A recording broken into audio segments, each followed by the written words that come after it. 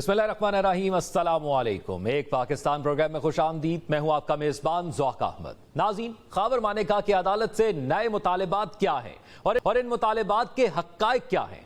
शोहदा के वर्सा सियासतदानों से क्या सवाल कर रहे हैं।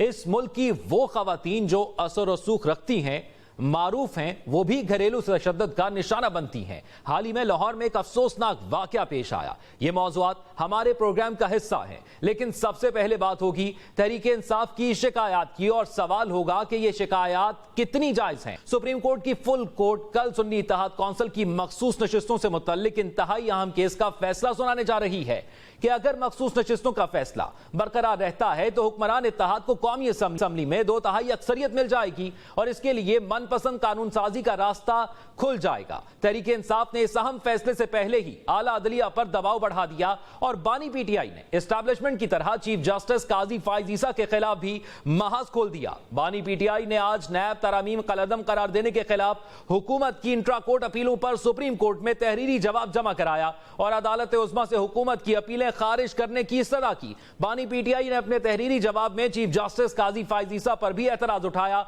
और इल्जाम लगाया कि अब तक मेरे खिलाफ मुकदमात में होने वाली अदालती कार्रवाई और इसके नतीजे में सामने आने वाले फैसलों में गैर जानिबदारी को नजरअंदाज किया गया। इसलिए गैर जानिबदारी के असूल को बरकरार रखने के लिए चीफ जस्टिस काजी फाइज ईसा मुझसे मुतल्लिक मामलात और मुकदमात की समाअत न करें।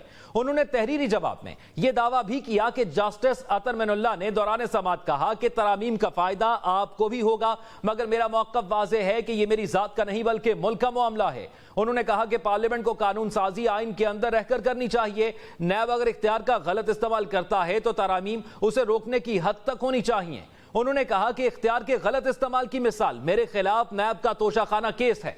नैब ने मेरे खिलाफ केस बनाने के लिए 1 करोड़ 80 लाख के हार को 3 अरब 18 करोड़ का बना दिया। बानी पीटीआई ने कहा कि दुबई लीक्स पर भी कोई तहकीकात नहीं की गई जिसमें मुख्तलिफ पब्लिक ऑफिस होल्डर्स और उन लोगों के ऑफशोर जायदादों का इंकशाफ हुआ।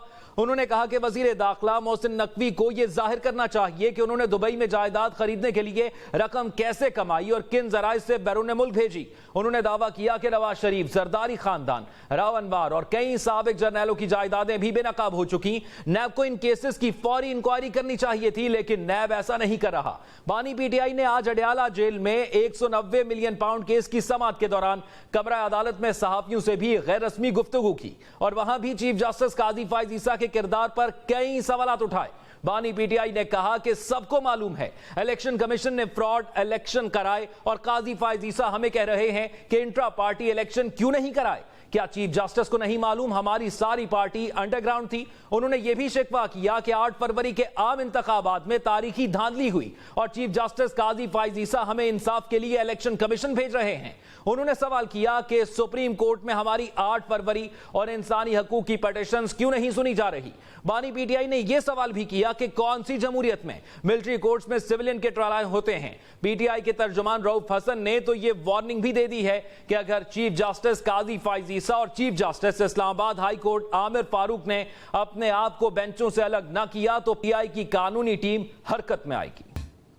आज इन साबिक वजीर आजम ने मुख्तदरा को भी मौजूए बहस बनाया और कहा कि एस्टैब्लिशमेंट को शफाफ इलेक्शन के लिए पीछे हटना पड़ेगा। पाकिस्तान को बचाना है तो शफाफ इलेक्शन के अलावा कोई रास्ता नहीं। सवाल यह है कि बानी पीटीआई के इल्जामात और तहफ्फुजात कितने जायज हैं। बानी पीटीआई के सवालात का जायजा लिया जाए तो इनमें सुकम ही सुकम है। मिसाल के तौर पर साबिक चीफ जस्टिस उमर अता बंदयाल की सरबराही में सुप्रीम कोर्ट के 3 रुकनी बेंच ने नैब एक्ट में तरामीम से मुतल्लिक बानी पीटीआई की दरखास्त को मंजूर करके नैब तरामीम को कलअदम करार दिया था। लेकिन जब नैब ऑर्डिनेंस में तरामीम से मुतल्लिक बानी पीटीआई की दरखास्त पर सुप्रीम कोर्ट के फैसले के खिलाफ वफाक की जानिब से दायर की गई अपील की समाअत के लिए चीफ जस्टिस काजी फाइज ईसा की सरबराही में 5 रुकनी बेंच तश्कील दिया गया और बानी पीटीआई वीडियो लिंक के जरिए पेश हुए तो अदालत ने बानी पीटीआई से सवाल किया कि आपको बेंच पर कोई एतराज तो नहीं, जिस पर साबिक वजीर आजम ने जवाब दिया कि मुझे इस बेंच पर मुकम्मल एतमाद है।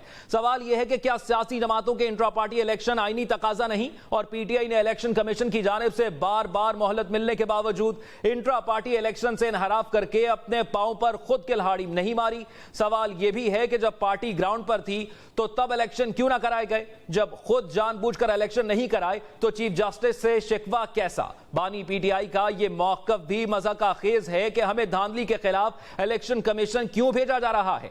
कि इलेक्शन में धांधली के खिलाफ इलेक्शन कमीशन और इलेक्शन ट्रिब्यूनल ही मुतल्लिका फोरम नहीं। जब पीटीआई के 8 फरवरी के इलेक्शन मुकदमात अदालतों और ट्रिब्यूनल्स में हैं तो चीफ जस्टिस इनकी अश्कशोई कैसे करें? मिलिट्री कोर्ट्स में सिविलियन के ट्रायल का मामला भी अभी तक अटका हुआ और कोई हतमी फैसला नहीं आया तो चीफ जस्टिस पीटीआई को कहां से रिलीफ दें? सवाल यह है कि क्या तरीके इंसाफ बराह रास्त इंसाफ की ख्वाहिश कर रही है और क्या यह अरमान पूरा हो सकता है? इस तमाम तर सूरत हाल पर बात करने के लिए हमारे साथ मौजूद हैं पाकिस्तान तहरीक इंसाफ से शुएब शाहीन साहब। बहुत शुक्रिया आपके वक्त का। शुएब शाहीन साहब, ये फरमाइएगा, जब एतमाद की बात की जाती है तो जनरल बाजवा पर भी आपका एतमाद नहीं था, फिर मौजूदा जनरल आसिम मुनीर साहब पर भी आपका एतमाद नहीं है, उसके अलावा इलेक्शन कमीशन पर भी आपका एतमाद नहीं है, सियासी जमातों के साथ भी आप बैठने के लिए तैयार नहीं हैं और अब आपको चीफ जस्टिस पर भी एतमाद नहीं है। किस समत में ये जा रहे हैं मामला?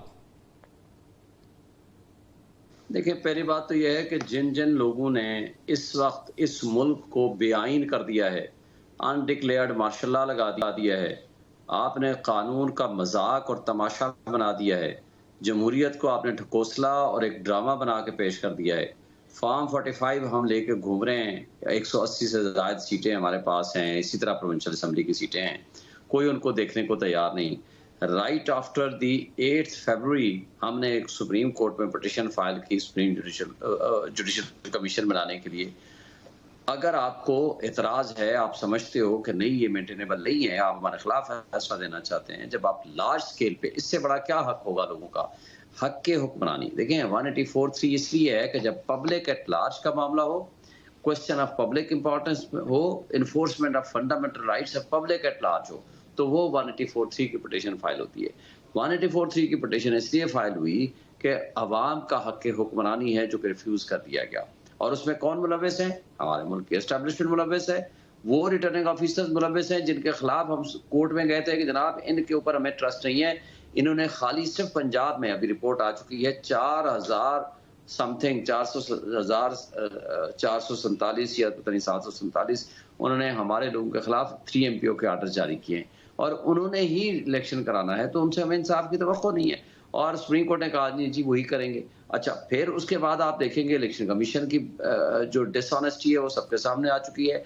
यानी फॉर्म 45 अभी तक अपलोड हो रहे हैं। अच्छा, अभी तक वो तब्दील किए जा रहे हैं, बल्कि पटन की रिपोर्ट अगर आप उठाएं तो वो ये शुएब शाहीन साहब ये बताइएगा, शुएब शाहीन साहब ये फरमाइएगा कि अब चीफ जस्टिस पर भी आपका एतमाद नहीं है, हालांकि आपका केस सुना गया और शायद उसका कल फैसला भी आ जाए जिसमें मखसूस नशिस्तों का मामला है, फिर हाई कोर्ट के चीफ जस्टिस पर भी आपका एतमाद नहीं है। ये दबाव डालने के लिए क्या ये किया जा रहा है अदम एतमाद अदलिया पर? अब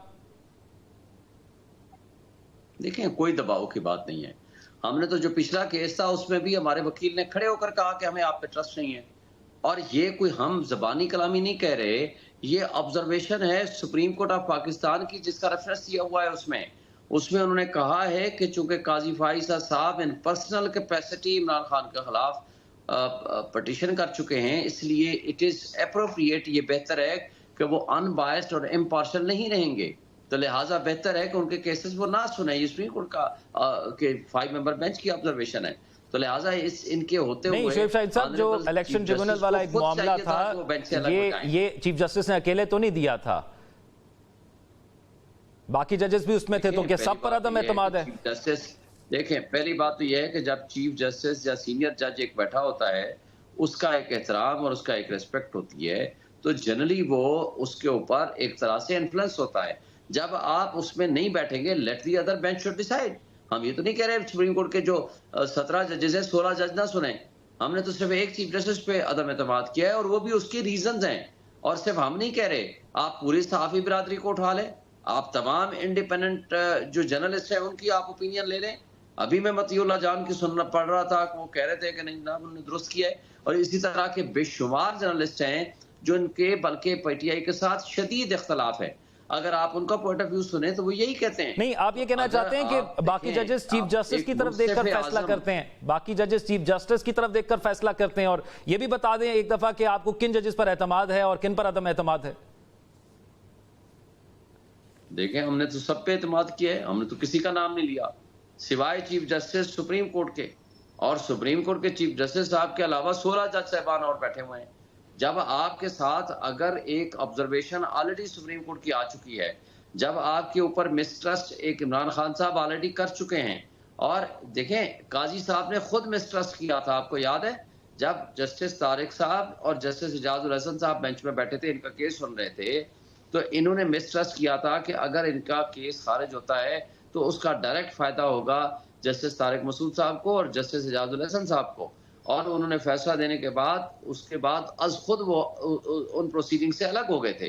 تو لہٰذا یہ ایک کوڈ پریسیڈنٹ ہوتا ہے، اور کوڈ آف کنڈکٹ بھی یہ کہتا ہے کہ آپ کسی بھی پارٹی کے ساتھ محبت میں یا نفرت میں اگر آپ انصاف نہیں کر سکتے تو آپ اپنے آپ کو اس کیس سے الگ کر لیں. آپ کو یاد ہوگا کہ جسٹس منصور صاحب پہ ملٹری ٹرائل کی پروسیڈنگز کے درمیان، کیس کے درمیان ان کے اوپر عدم اعتماد آیا، بلکہ وہ کیس تھا جس میں اٹارنی جنرل سے انہوں نے پوچھا کہ آپ کو عدم اعتماد ہے تو ابھی بتا دیں. انہوں نے کہا نہیں ہمیں اعتماد ہے. 3-4 دن کیس سننے کے بعد انہوں نے کہا جی ہمیں آپ پہ ٹرسٹ نہیں. ٹھیک ہے، یعنی مسٹرسٹ آپ تو کر سکتے ہیں نا، لیکن یہ جج پر بائنڈنگ نہیں ہے کہ جج جو ہے وہ کیس چھوڑ دے اگر آپ کو مسٹرسٹ ہے یا کسی کو بھی مسٹرسٹ ہو، یہ جج پر تو بائنڈنگ نہیں ہوتی. بہت شکریہ ہمارے ساتھ شعیب شاہین صاحب، وقت کی کمی ہے، بہت شکریہ آپ کا، آپ اپنے موقف سے آگاہ کر رہے تھے. آگے بڑھیں گے. ایک اور اہم موضوع ہے جس کے حوالے سے اپنے ناظرین کو آگاہ کرنا ہے کہ بانی چیئرمین تحریک انصاف اور بشرا بی بی کے خلاف عدت کیس پاکستانی تاریخ کا شرمناک ترین کیس ہے، جس میں 4 سال تک بشرا بی بی کے قصیدے پڑھنے والے، بانی چیئرمین کے کردار کی قسمیں کھانے والے اور اقتدار میں طاقت کے مزے لوٹنے والے خاور مانیکا بشرا بی بی پر ایک کے بعد ایک گھٹیا الزام لگا رہے ہیں. 4 سال تک چپ سادے خاور مانیکا کرپشن کیس میں اندر گئے، باہر آئے تو انہیں یاد آیا بشرا بی بی نے تو عدت ہی پوری نہیں کی تھی. بس پھر اس گھٹیا کھیل کا آغاز ہوا. گھر کی 4 دیواری کی باتیں ہر سر مجلس میں بھی ہوئی اور عدالتوں کی زینت بھی بنی. الزام در الزام لگائے گئے، کردار پر سوال اٹھائے گئے، اپنی ہی سابقہ بیوی پر کیچڑ اچھالا گیا. معاملہ عدت میں ہے، اپنے منطقی انجام تک پہنچنے کے قریب ہے. یہ عدالت میں معاملہ ہے، مگر اب اچانک خاور مانیکا کو پھر دور کی سوجی ہے. بانی پی ٹی آئی اور بشرا بی بی کی عدت کیس میں سزا کے خلاف اپیلوں کے کیس میں خاور مانیکا کے وکیل زاہد آصف نے جج افضل مجوکا کی عدالت میں 2 درخواستیں دائر کر دی ہیں. ایک درخواست میڈیکل بورڈ کے ذریعے میڈیکل رائے لینے کے لیے دائر کی گئی ہے، جبکہ دوسری درخواست عدت کے معاملے پر اسلامی نظریاتی کونسل اور اسلامی اسکالرز کی رائے لینے سے متعلق ہے. درخواستوں میں اسلامی نظریاتی کونسل، میڈیکل بورڈ، وفاقی شرعی عدالت سے رائے لینے کی استدعا کی. جج افضل مجوکا نے خاور مانیکا کے وکیل کی درخواستوں پر فریقین کو نوٹسز جاری کر دیے. ملکی میڈیا، سوشل میڈیا اور نجی محافل میں ایک ہی سوال زیر بحث ہے، اور وہ سوال یہ ہے کہ بانی تحریک انصاف نے بشرا بی بی سے شادی عدت کے دوران کی. 25 نومبر 2023 سے اب تک اس کیس میں ہر روز ایک نیا نقطہ اٹھایا جاتا ہے. نجی معاملے کو میڈیا کے ذریعے وہ شخص اچھال رہا ہے جو طلاق کے معاملے کو اپنی بیٹیوں کے ساتھ بھی ڈسکس نہیں کرنا چاہتا تھا. خاور مانیکا اپنی سابقہ شریک حیات پر ایک کے بعد ایک گھٹیا الزام عائد کر رہے ہیں. 28 سال تک ساتھ رہنے والی عورت کی دیدہ و دانستہ عزت اچھالنے کی کوشش بھی کر رہے ہیں. وہ جو کبھی اپنے سابقہ بیوی کے کردار کی قسمیں کھاتے تھے، اب ہر روز ان کی کردار کشی کر رہے ہیں. خدا را بس کر دیں، اللہ سے بھی پناہ مانگیں اور مشیروں سے بھی پناہ مانگیں. آپ کی بیوی آپ کو چھوڑ کر جا چکی. آپ کی عزت، آپ کا بڑا پن، آپ کا گریس اسی بات میں تھا کہ آپ خاموشی اختیار کرتے. آپ کے بچوں نے گھر پر ذہنی اذیت برداشت کی. آپ جو کچھ اب کر رہے ہیں اس سے آپ کے بچوں کے بچے بھی کرب اور ذہنی اذیت سے گزریں گے. مانیکا صاحب، آپ اپنے سابقہ بیوی کے ساتھ پروٹوکول میں حرم کعبہ کا طواف بھی کرتے رہے ہیں. آپ نے اپنی بیٹی کے نکاح میں شرکت کی. کیا آپ کو اس وقت خیال نہیں آیا کہ یہ نکاح عدت میں ہوا تھا؟ آپ نے ڈی پی او کو معطل کروایا، ان سے اپنے ڈیرے پر آ کر معافی مانگنے کا مطالبہ کیا. آپ اس وقت شاعر اسلام کا مذاق اڑاتے رہے. آپ ان کے موجودہ شوہر کے عہدے کو استعمال کرتے ہوئے مبینہ طور پر فائدے حاصل کرتے رہے. آج آپ کہتے ہیں کہ آپ اپنی بیٹیوں کے سامنے عدت اور طلاق کے معاملات ڈسکس نہیں کر سکتے، لیکن عدالتوں میں ہونے والی بحث اور آپ کی درخواستیں کہ آپ کی بیٹیوں تک نہیں پہنچ رہی، حالانکہ آپ کی اپنی بیٹیاں اپنی ماں کی عدت اور طلاق کے معاملے پر قرآن اٹھا کر اپنی والدہ کے حق میں بیانات دیتی رہی ہیں. اس اہم معاملے پر بات کرنے کے لیے ہمارے ساتھ موجود ہیں مریم وٹو، جو کہ بہن ہیں بشرا بی بی صاحبہ کی. بہت شکریہ آپ کے وقت کا. مریم وٹو، یہ بتائیے گا، آج پھر ان الزامات کو دہرایا گیا ہے. مفتی سعید صاحب کی جانب سے اور اون چودھری نے ان الزامات کو دہرایا ہے، اور ایک بار پھر سے وہی ریل جو ہم کچھ عرصے سے سن رہے ہیں وہ دوبارہ سننے کو مل رہی ہے. بشرا بی بی کا موقف دینے والا کوئی نہیں ہے. بتائیے گا یہ الزامات میں کتنی صداقت ہے، اور یہ 4 سال کی خاموشی جو مانیکا صاحب کی جانب سے رہی، اس کے حوالے سے بھی بتائیے گا. जी अस्सलाम वालेकुम। देखें, अब गलाज़त जो होती है उसका क्या जवाब दिया जाए। मैं अभी इनिशियल आपने जब इंटरव्यू शुरू किया उससे पहले मैं सुन रही थी कि आप क्या कह रहे थे। ख़ावर जो कर रहा है वो ख़ावर अपने ओन पे नहीं कर रहा, ये सबको मालूम है कि उसके पीछे कौन है और कौन करवा रहा है। तो मुझे जहाँ पर ख़ावर से ऑफ कोर्स है ये जो कर रहा है बहुत ही बेगैरती की बात है, वो तो सब देख रहे हैं। लेकिन मैं हमेशा ये कहती हूँ कि जो उसके पीछे ये करवा रहे हैं, उनको भी जो है ना वो कोई शर्म और गैरत आनी चाहिए। और मैं बार-बार उनको कहती हूँ कि आप सूरह नूर पढ़ें और उसमें वो आयत पढ़ें कि अगर आप पाक नेकबाज़ औरतों पे तोहमत लगाते हैं तो आपको इस दुनिया में और आखिरत में उसका बड़ा अज़ाब है। तो पता नहीं कैसे मुसलमान है। मैं अक्सर ये भी कहती हूँ कि मुझे ये लगता है कि जिसने ये तोहमत लगाई है ना वो मुसलमान नहीं है, क्योंकि ये तोहमत ख़ावर ने लगाई जब उसको 2 महीने जो है रियासती मेहमान बना के रखा गया, जैसे बाकी लोगों से प्रेस कॉन्फ्रेंसेस करवाई। आपको पता है कि उससे पहले ये सिमिलर मुकदमा किसी और मरियम के साहिबा, नाम से ये हुआ हुआ तोहमत था। उन्होंने एक ही दम नहीं लगाई, 4 साल की खामोशी रही, फिर उनकी गिरफ्तारी होती है और एक करप्शन के मुकदमे में, और उसके बाद फिर उनको ये याद आता है। ये गिरफ्तारी से पहले और गिरफ्तारी के बाद ये हुआ क्या, ये समझ नहीं आ रहा। तो आपको पता है कि गिरफ्तारी के बाद जैसे काफी सारे लोग एबडक्ट होके आके प्रेस कॉन्फ्रेंसेस कर रहे हैं, तो मैं ये कह रही थी कि जो सिमिलर केस जो कोई मोहम्मद हनीफ पता नहीं कहां से उठ के उसने केस किया था, उसी वही केस है जो ख़ावर को फिर कहा गया उसने केस वापस लिया। एवरीबडी नोज, जैसे जस्टिस अतर मिनल्लाह को मैं अक्सर सुनती हूँ जब वो प्रोसीडिंग्स हो रही थी सुप्रीम कोर्ट की, वो कहते हैं we can't bury our heads in the sand, we all know what's happening. हम सबको पता है कि क्या हो रहा है। तो ख़ावर भी एक पॉन है, एक मोहरा है शतरंज का जो आगे है, और उसके पीछे जो है उस मोहरे को चलाने वाले जो है, और सॉरी मेरी आवाज थोड़ी मुझे फ्लू है, जब उस मोहरे को चलाने वाले जो है वो और है। मैं आपकी एक और बात भी सुन रही थी, आपने कहा कि ख़ावर ने उम्रा किया था खान साहब के साथ, बिल्कुल गलत है। ख़ावर ने कभी बुशरा बीबी और उसकी तलाक, अभी जो इनका ट्रायल हुआ है उसमें जब ख़ावर कोर्ट में आया तो इनका जो है आमना सामना हुआ है। बुशरा बीबी कभी इस दौरान में ख़ावर को नहीं मिली, ना वो उम्रे पे गए थे। दूसरा जो डीपीओ के ट्रांसफर की बात है, उसमें जो वाक़या है वो बहुत घिनौना, बहुत बड़ा था, जिसको कि पूरा पुलिस ने पर्दा डाला। और वो किसी वक्त अच्छा फिर मैं मरियम साहिबा, ये फरमा दीजिएगा, जो 4 साल है। खामोशी रही ख़ावर मानेका की, इस दौरान उनकी फैमिली गैदरिंग्स या अपनी फैमिली के साथ गुफ्तगू या बुशरा बीबी के हवाले से क्या तासुरात थे, क्या ख्यालात थे, वो बताइएगा, वो क्या रहे थे? जी रोते थे कि मैंने एक अनेक औरत का जो कदर इज्जत नहीं की। He used to cry. एक दो दफा के उन्होंने मेरी वालदा के पांव पकड़ के माफी भी मांगी, खुद आए वालदा से माफी मांगने, तो he used to cry about that. तो उनका ये था, क्योंकि उनको पता है कि मेरी बहन जो है, सबको पता है उनकी फैमिली में, अल्लाह करे उनकी किसी वक्त सबकी कोई गैरत जागे कि ऐसे नहीं करते, जो रिश्ते खत्म हो जाएं। लेकिन मैंने वही कहा ना कि ख़ावर तो एक मोहरा है। जो लोग ये करवा रहे हैं ना, असल में तो शर्म उनको ही आनी चाहिए कि आप अपने मुल्क का मजाक बनवा रहे हैं, आप अपनी औरतों का मजाक बनवा रहे हैं, इंटरनेशनल मीडिया पे आप अपनी औरतों का मजाक बनवा रहे हैं। मरियम साहिबा, ये आप अपना मजाक जाती बनवा रहे मामला है। कोई इस हद तक कैसे मजबूर कर सकता है कि कोई अपने इस कदर निजी और जाती मामले को इस तरह मीडिया पर लेकर आए, और फिर वो शख्स ये भी कह रहा हो कि मैं अपनी बेटियों के सामने ये बात नहीं कर सकता, और उस मामले को वो मीडिया पर लेकर आए और सबके सामने लेकर आई। जी, जैसे बेटियां तो कान बंद करके बैठी होंगी ना, और वो देखेंगी नहीं कि बाप कह रहा है। मैंने वही आपको अर्ज की ना कि हम सबको पता है कि क्या हो रहा है। कि 4 साल की खामोशी, बल्कि 6 साल की खामोशी, 4 साल तो उनके माशाल्लाह शादी को खान साहब की तकरीबन 6 साल हो गए। तो इतनी खामोशी के बाद वो बोला है, तो अब जाहिर बात है क्यों बोला है, तो वो हम सबको पता है कि वो क्यों बोल रहा है। आपने कल उसकी अगर प्रेस कॉन्फ्रेंस देखी हो, आप ये देखें कि उसको तो प्रेस कॉन्फ्रेंस की कोई जरूरत ही नहीं थी। फिर सारे टीवी चैनल्स पे उसकी प्रेस कॉन्फ्रेंस जो है वो नशर की जाती है, और जो मैं आज सोशल मीडिया पे पढ़ रही थी तो सारे टीवी चैनल्स को एक ब्रिगेडियर साहब का हुक्म आता है कि जी आपने ये नशर करनी है। अच्छा तो ख़ावर मरियम और साहिबा, ये केस बताइएगा, सबसे ख़ावर मानेका के important ये हो जो गया। केस है, इससे उनकी जो बेटियां हैं उन पर क्या गुजर रही है, और वो किसकी साइड पर हैं? वो बुशरा बीबी की साइड पर हैं या ख़ावर मानेका की? देखिए, आपने उनकी वीडियोस तो खुद ही देख ली होंगी कि उन्होंने ओथली कुरान वीडियोस तो हमने ख़ावर मानेका की भी देखी थी। नहीं, तो आपने बेटियों का पूछा ना मेरे से कि बेटियां किसके साइड में, तो मैं आपको वो बता रही हूँ कि बेटियों ने तो ओथ ली है। अब दूसरी चीज जो एक आपको हाईलाइट करनी चाहिए वो ये है कि जज ने बुशरा बीबी को, वो कहते हैं ना कि मोतबर होती है एक औरत की गवाही, तो जज ने तो बुशरा बीबी को गवाही देने ही नहीं दी, बुशरा बीबी की साइड सुने बगैर ही सजा सुना दी थी। जज ने हमारी फैमिली में से भी किसी को गवाह के तौर पे आने ही नहीं दिया, उसके बगैर ही सजा सुना दी थी। तो ये तो बिल्कुल हमारा ऐसा ही है। जस्टिस सिस्टम है। आपको पता है इस मामले के हवाले से मरियम साहब हम मजीद भी आपसे गुफ्तगू करेंगे, एक ब्रेक की जानिब जाना है और ब्रेक के बाद वापस आते हैं, तो इस गुफ्तगू को यहां से ही जारी रखेंगे। Stay with us.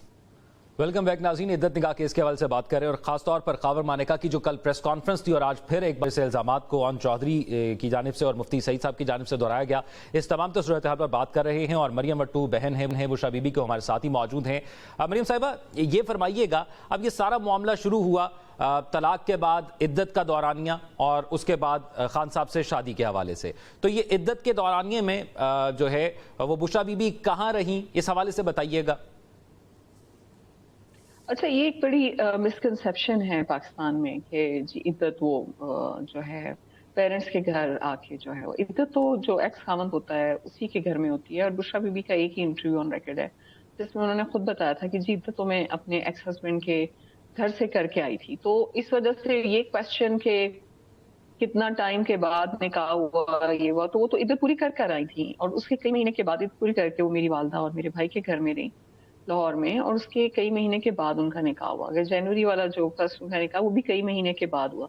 मुझे खुद भी पता है, क्योंकि देखिए फैमिली को पता होता है कब डाइवोर्स हुई है, कब शादी हुई है। अब ये तो ऐसी बात कोई छुपाने वाली तो नहीं है फैमिली में, तो हमें पता है वो कब आई अम्मी की तरफ, हमें पता है कि उनका कब निकाह हुआ। तो ये जो है बिल्कुल ये जो कितने डेज हो गए, ये हो गया, क्या खुराफात हैं। I mean it's really ridiculous जिस तरह ये मजाक उड़ा रहे हैं अपनी औरतों का।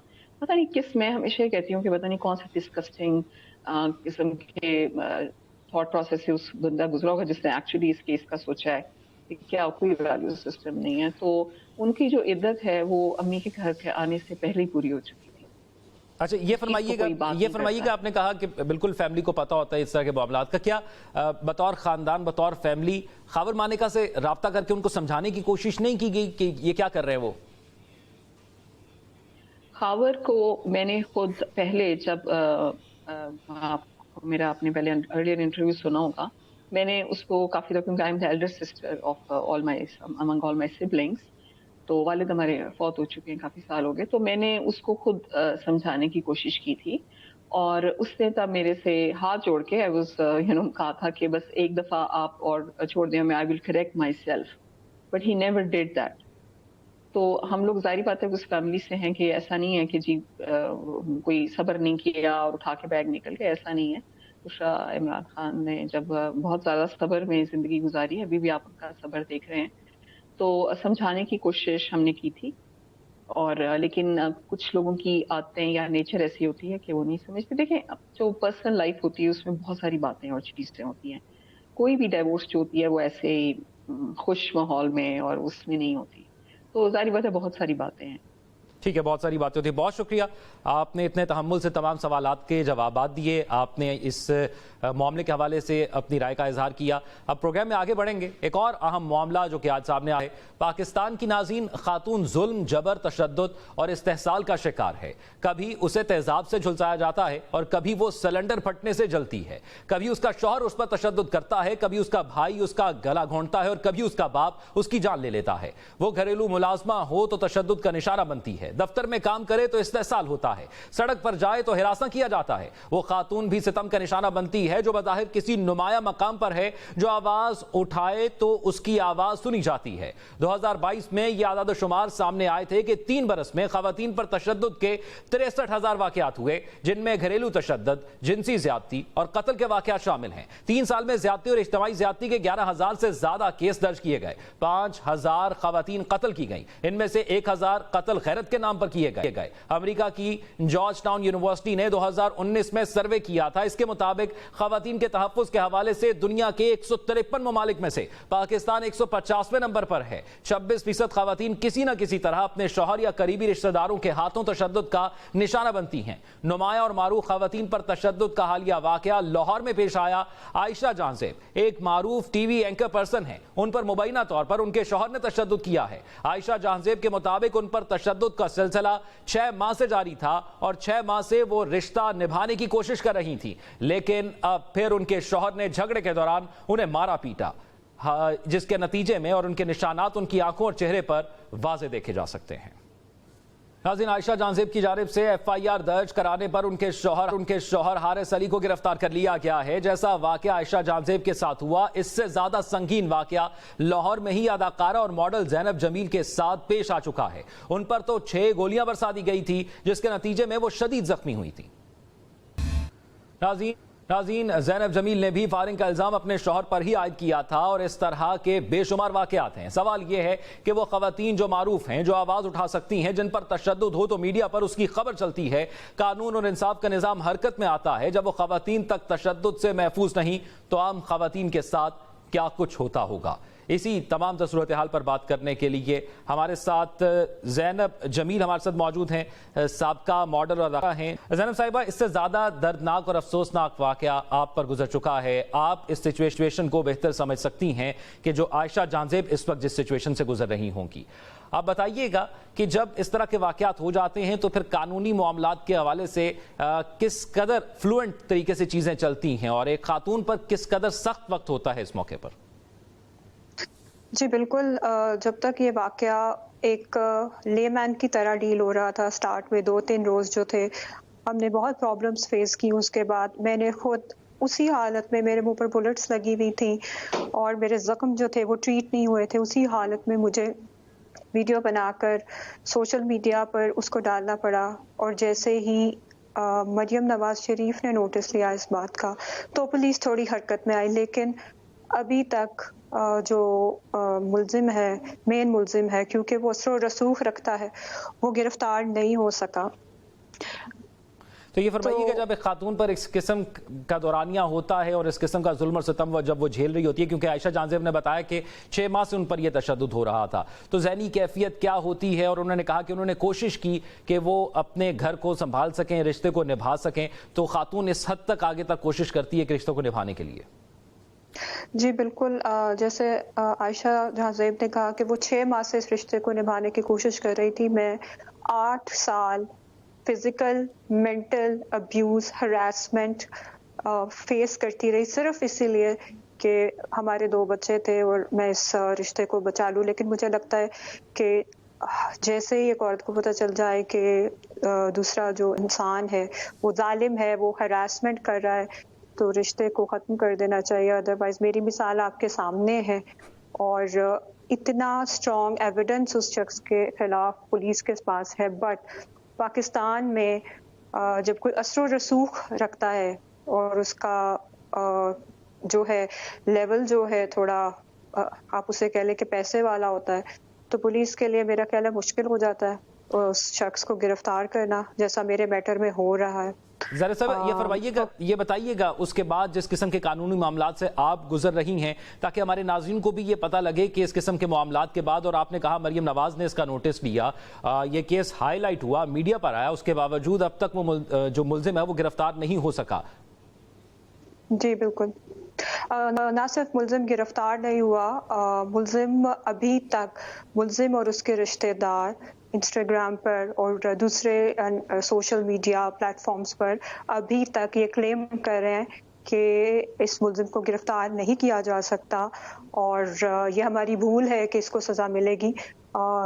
میں تو کھڑی ہوں، میرے ساتھ اللہ ہے الحمدللہ، میرے ساتھ مریم نواز شریف جو ہیں انہوں نے بھی اس چیز کا نوٹس لیا ہے، بٹ ایک جو سی ایم ہے وہ صرف ایک چیز کا نوٹس لے کر ڈائریکٹ کر سکتی ہے۔ ٹھیک ہے، یعنی آپ سمجھتی ہیں کہ جس طریقے سے معاملات کو جو ہے اس مقدمے کے اندر جو آپ کے ساتھ ہوا چلنا چاہیے تھا، اس تیزی سے نہیں چلے۔ ہمارے ساتھ عاصم ممتاز صاحب بھی موجود ہیں جو کہ وکیل ہیں عائشہ جہاں زیب صاحبہ کے۔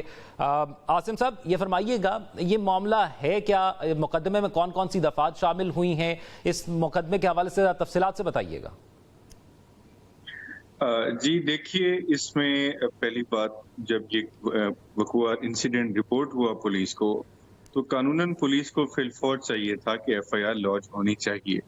हमने इंतहाई तरद्दुद से सर्विसेज हॉस्पिटल से इनका मेडिकल करवाया, लेकिन पुलिस ने इंतहाई जद्दोजहद के बाद बहुत मुज़ाहमत का हमें सामना करना पड़ा और ऑफेंस इसमें ऐड हुआ जो 354 है और 506 भी है। अब 354 जो पीपीसी है, जो ताज़ीरात पाकिस्तान का ऑफेंस है, वो किसी खातून की मोडेस्टी या उसको आउटरेज करने के डोमेन में आता है। यहाँ तो देखें, एक इंतहाई अंदोनाक वाक़या है, किस बर्बरियत और किस दरिंदगी का मुजाहरा करते हुए हारिस ने जो है अपनी शरीके हयात पे, जो कि उनके 2 बच्चों की माँ भी हैं और उनके तमाम मामलात में उनकी मुआवनत भी करती आई हैं, उनको माली तौर पे भी उनको सपोर्ट करती आई, लेकिन जिस बेईमाना तरीके से उनके साथ तशद्दुद किया, उनको सड़क पे घसीटा, उनके चेहरे पे जख्म आए, उनके बाल तक जो है वो नोचे, तो देखिए इसके बावजूद पुलिस ने बहुत ज्यादा मुज़ाहमत का हमें सामना करना पड़ा। लेकिन बाहर के एफआईआर हुई, उस एफआईआर होने के बावजूद भी जो पुलिस का हमारे साथ रवैया है, मेरी मोहकिला के साथ रवैया है, वो मैं समझता हूँ ना तो कानून और ना ही आइन उसका मुतकाजी है। ठीक है, इस रवैये के हवाले से बात करेंगे। और फिर 6 माह में से पहले भी जिस तरह आयशा जानज़ेब साहिबा ने फरमाया कि उन पर तशद्दुद हुआ था, लेकिन उससे पहले उन्होंने आवाज़ नहीं उठाई थी, इस तमाम सूरत हाल पर आपसे जानेंगे, लेकिन एक ब्रेक की जाने बढ़ना है। ब्रेक के बाद आते हैं तो फिर यहाँ से ही गुफ्तगू को आगे बढ़ाएंगे। नाज़रीन, आज जो अफसोसनाक वाक़या पेश आया जिसपे आयशा जानज़ेब पर उनके शौहर ने तशद्दुद किया, इस मामले पर गुफ्तगू कर रहे हैं और उनके वकील आसिम मुमताज़ और ज़ैनब जमील जो कि साबका मॉडल अदाकारा हैं और इससे ही ज़्यादा एक दर्दनाक वाक़या था जिससे गुजर चुकी हैं, दोनों हमारे साथ मौजूद हैं। आसिम मुमताज़ साहब, मैं आपसे ये जानना चाहूँगा, बुनियादी वजह क्या बनी थी आज इस झगड़े की और इस तशद्दुद की?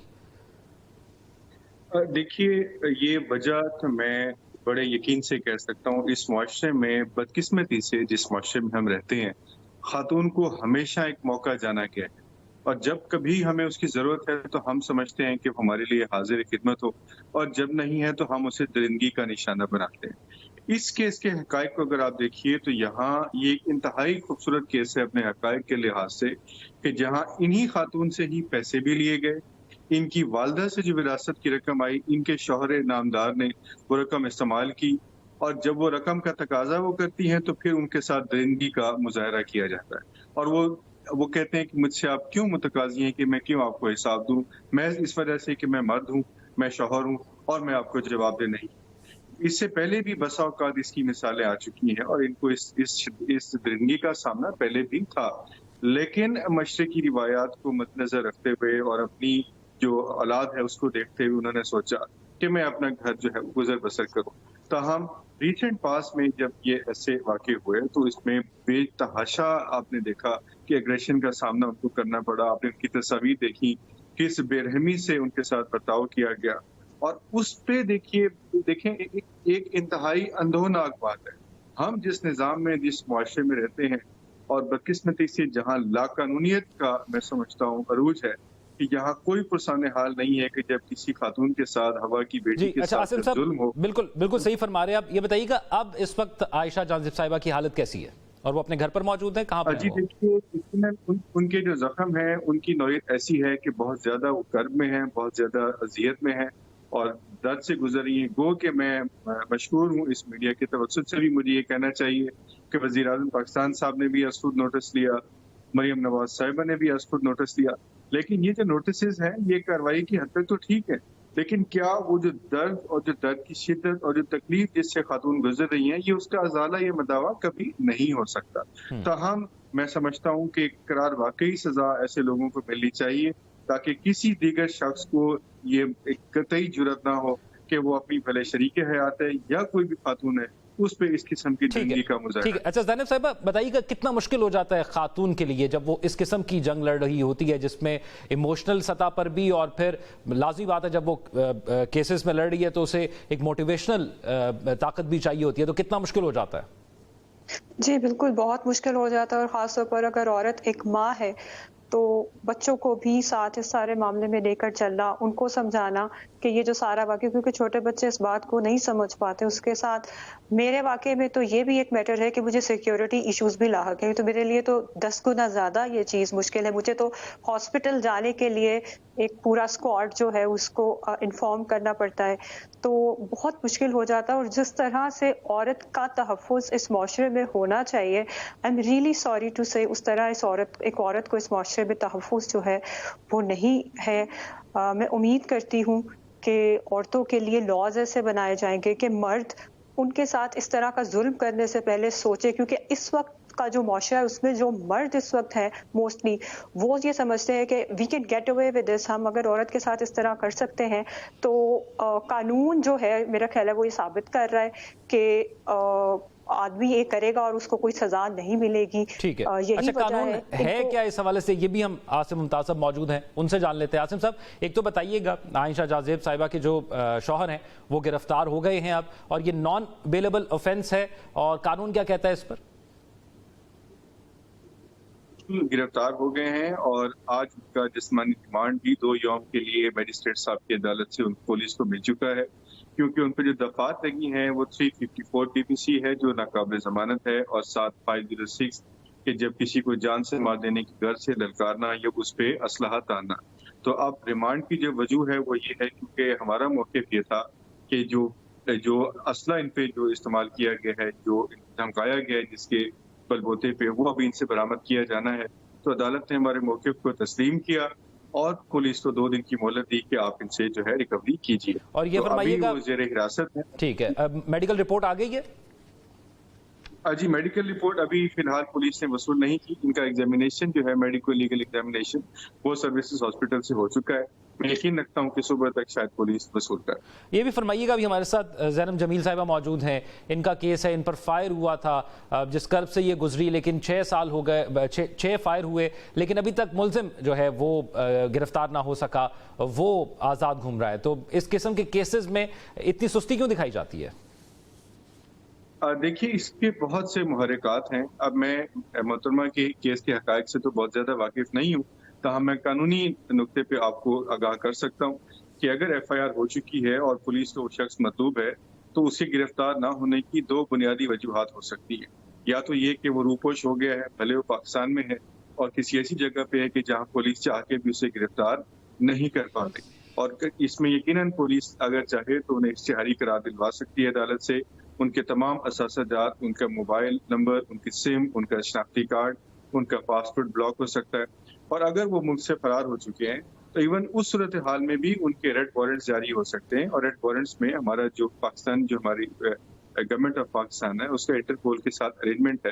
اور اگر وہ کسی ایسے ٹھیک ہے، یعنی ان معاملات کو بہتر طریقے سے دیکھنا چاہیے. لاسٹ فیو سیکنڈ زینب صاحبہ، آپ کچھ کہنا چاہیں، کچھ اپیل کرنا چاہیں؟